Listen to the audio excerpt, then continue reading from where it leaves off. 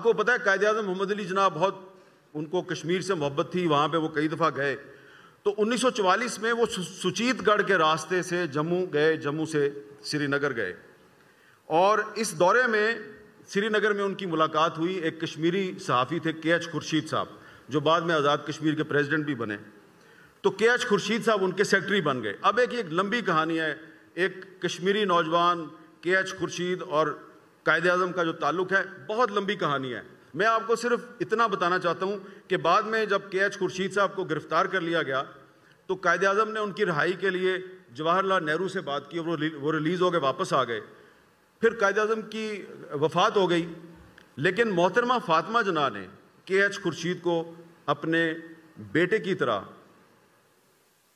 ان کے ساتھ سلوک کیا، اپنے ساتھ رکھا، اپنے خرچے پہ پڑھنے کے لیے بیرون ملک بھیجا. اور پھر جب ایک کشمیری خاتون ثریا صاحبہ سے کے ایچ خورشید صاحب کی سیالکوٹ میں شادی ہوئی تو کے ایچ خورشید صاحب کا جو شادی کا جوڑا تھا وہ فاطمہ جناح صاحبہ نے خصوصی طور پہ کراچی سے بنوا کے بھیجا. اور اس کے بعد جب شادی ہو گئی تو اس کشمیری وہ صحافی تھا جو وہ بیرسٹر بن چکا تھا، اسے اور اس کی دلہن کو فاطمہ جناح صاحبہ نے اپنے ساتھ کراچی میں اپنے گھر پہ رکھا. اور پھر وہ ثریا صاحبہ جو ہے، احمد فواد صاحب یہاں موجود ہیں، ان کا تعلق اسی خاندان سے ہے، وہ پھر فاطمہ جناح کی سیکرٹری بن گئی. کتنا گہرا تعلق ہے کشمیر کا، پاکستان کا، اور قائد اعظم محمد علی جناح اور محترمہ فاطمہ جناح کا. اچھا، جب قائد اعظم 1944 میں واپس جا رہے تھے تو یہ مظفر آباد سے گزرے، اور جب وہ راولپنڈی کے قریب پہنچے تو ایک علاقہ وہاں بارہ کوہو، تو بارہ کوہو میں کے قریب انہوں نے دیکھا کہ رائٹ سائڈ پہ بڑی سرسبز پہاڑیاں ہیں. تو انہوں نے کہا گاڑی روکیں. وہاں ایک جگہ مل پور، وہاں پہ انہوں نے گاڑی رکوائی. چودھری غلام عباس مسلم کانفرنس کے رہنما ان کے ساتھ تھے.